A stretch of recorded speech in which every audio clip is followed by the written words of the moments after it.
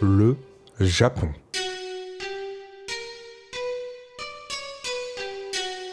À ce stade, c'est limite un mème. Le Japon, son TGV toujours à l'heure, ses geishas. C'est pas faux non plus que dans l'imaginaire collectif occidental, le Japon est passé de ça à ça sans trop de transition. Mais déjà, est-ce que c'est vrai? Non. Non, c'est pas vrai. Et surtout, comment le Japon c'est devenu ça?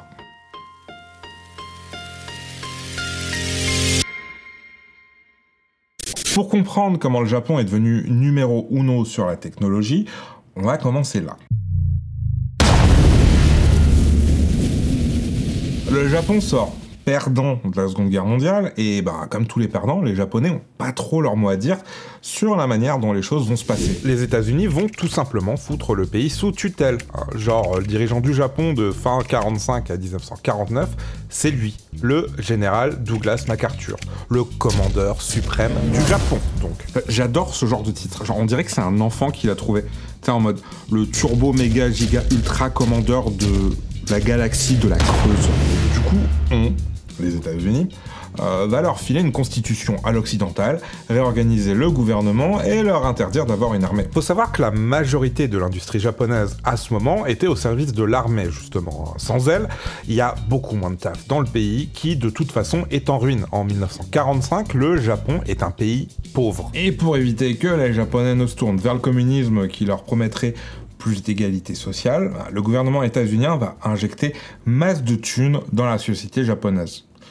Ils vont aussi filer plusieurs millions à la droite japonaise et saboter le Parti socialiste. Ça, c'est une autre histoire. Micro-parenthèse, c'est via ces aides, notamment alimentaires, que les ramen vont devenir de plus en plus populaires à travers tout le pays. Ça existait déjà, mais depuis pas si longtemps, et avec la raréfaction du riz, l'arrivée de farine américaine dans les marchés et un pays à reconstruire, les soupes de nouilles avec des bouillons ultra gras, ça va devenir turbo populaire très vite. Pas une tradition ancestrale, quoi. Les Américains vont rendre les rênes aux Japonais en 1952 avec le traité de San Francisco. Et c'est un pays très différent du Japon d'avant-guerre qui repart. Déjà, l'empereur n'a plus vraiment de pouvoir, c'est devenu un genre de roi d'Angleterre. Le pays a une nouvelle constitution et un nouveau gouvernement. Et ce nouveau gouvernement, il veut rattraper l'écart technologique qui sépare le Japon des États-Unis. Donc là où les autres pays ravagés par la guerre investissent dans les infrastructures et le logement, le Japon, il investit à balle dans l'industrie. Et ça tombe bien, il y a plein de soldats qui n'ont plus rien à faire. Et vu que le Japon a aussi dû rendre leur indépendance à ses colonies, il faudra qu'on parle de l'empire colonial japonais un jour d'ailleurs, c'est près de 6 millions de personnes qui rentrent au Japon en ayant besoin de taf. Le Japon à ce moment-là passe dans un mode où on reconstruit une machine de production, il y a des entreprises qui se reforment, les grandes entreprises, les grands conglomérats, les Zaibatsu avaient été dissous au moment de la sortie de guerre par les Américains. Et il y a des nouvelles grandes entreprises qui se reforment. Et c'est ce qui va donner un premier élan à l'économie japonaise. Les keiretsu, c'est des conglomérats qui réunissent en général plusieurs entreprises de domaines différents autour d'une banque qui les finance. Et ça, c'est vraiment un système propre au Japon. Le Japon n'ayant en tout cas volontairement, jamais mis en place de règles pour forcer le marché à s'ouvrir à la concurrence internationale, les entreprises qui font partie des différents keiretsu vont de base favoriser les deals avec leurs poteaux du même groupe. Si Yamaha est en déj d'ingénieurs, ils vont pouvoir en emprunter à Canon par exemple. Les cadres et actionnaires circulent aussi, et c'est pas rare de retrouver au conseil d'administration d'une boîte d'anciens dirigeants d'autres boîtes du même keiretsu. À ce circuit fermé, on va rajouter un petit coup de pouce financier des États-Unis pour éviter que tout l'archipel vire communiste, et les soldats et colons réintégrés à la population civile. Et tout ça, ça donne ce qu'on va appeler le miracle économique japonais.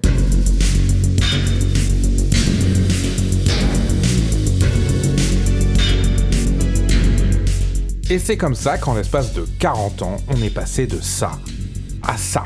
Aujourd'hui, le Japon est toujours ultra présent dans le marché de l'électronique, que ce soit dans la hi-fi, la photographie, le jeu vidéo, la TV, les grosses marques japonaises sont présentes partout, voire dominent encore certains de ces domaines. Mais jusqu'à la fin des années 80, le Japon n'avait quasi aucune concurrence. Et ça, c'est dû au fait que, pour rattraper leur retard, comme je l'ai déjà dit, les Japonais ont massivement investi dans l'industrie. Mais ils ont surtout envoyé des armées d'ingénieurs aux États-Unis, ingénieurs qui sont revenus avec le Graal de la technologie de l'époque, le transistor. Un transistor, c'est vraiment juste un bête élément électronique qui laisse, ou pas, passer du courant, hein, et c'est légitimement une des inventions les plus importantes du XXe siècle. Genre votre MacBook M3 flambant neuf, là, le M3 c'est juste des milliards de transistors microscopiques foutus ensemble. Les transistors, ça a permis de miniaturiser la technologie, et les Japonais sont juste devenus les patrons de ce game. Là où les Américains foutaient toute leur énergie pour construire de gros ordi hors de prix, les Japonais nous ont sorti le Walkman, l'appareil photo numérique, les lecteurs CD, la petite 808 là, toi-même tu sais.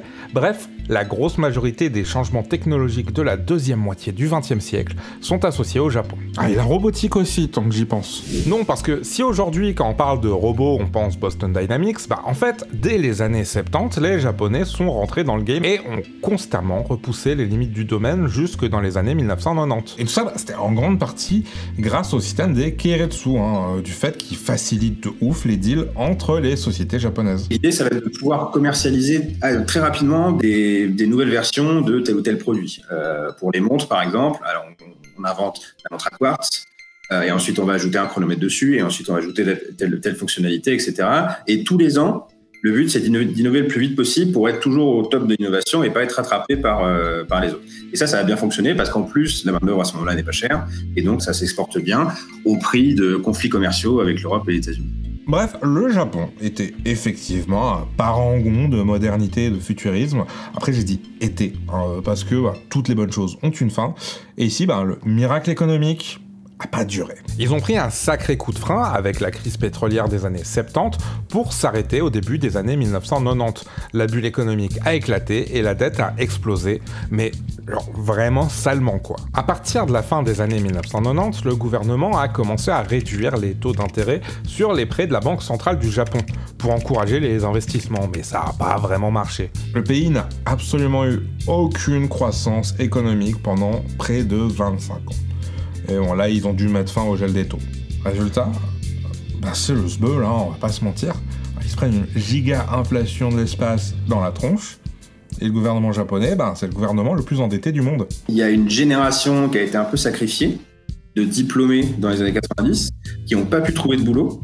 Et encore aujourd'hui, il y a un écart en termes générationnels avec cette génération-là qui est bien plus dans la précarité des gens qui avaient 20 ans dans les années 90. Voilà. Et pour foutre un petit coup dans le côté modernité du turfu, faut quand même avouer que le Japon a aussi une bureaucratie qui ferait passer la préfecture de Melun pour un parangon d'efficacité. Et puis les fax, il y a encore masse de trucs qui dépendent des fax au Japon.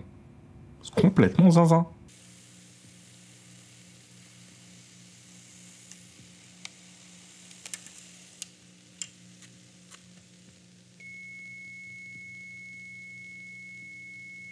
Cette histoire de modernité, c'est surtout un reste des années 80 qu'on continue de mettre en avant parce que y a l'occasionnel gimmick genre le chat en 3D sur un immeuble là. Mais ça fait aussi partie de la com du Japon. Genre c'est littéralement un truc dont se sert l'office du tourisme. Et pour la partie tradition, outre le fait que c'est surtout un gros bail marketing, et nationaliste, mais on n'en parlera pas aujourd'hui, c'est pas propre au Japon non plus. L'expression tradition et modernité, en soi, elle est vraie, mais en soi, elle est vraie pour tout le monde. C'est une expression qui ne veut pas dire grand-chose parce qu'elle s'arrête à superposer deux choses, tu vois, tradition et modernité. En vérité, c'est déjà la tradition, elle est construite historiquement, elle sort de quelque part et elle est réactualisée au fur et à mesure du temps, parfois au prix de conflits entre des conservatismes et des forces qui veulent faire évoluer. Et puis la modernité, pareil, c'est une image en fait qui évolue avec le temps et qui ne veut pas dire la même chose à toutes les époques. Enfin, bref. Yo, juste un petit message déjà pour vous remercier d'avoir regardé la vidéo. On a repris les vidéos à temps plein, ça demande énormément de taf, c'est bien galère mais c'est aussi super kiffant, donc ça fait encore plus plaisir de savoir que vous êtes toujours là ou que vous ayez débarqué pour les nouveaux. Juste petite info pour vous dire que si jamais vous voulez soutenir la chaîne et soutenir notre taf, on a un Patreon dont le lien est, je sais pas, là et sûrement cliquable, je sais pas, et dans la description aussi. Du coup, n'hésitez pas à cliquer dessus, lâchez un pouce bleu et à la prochaine.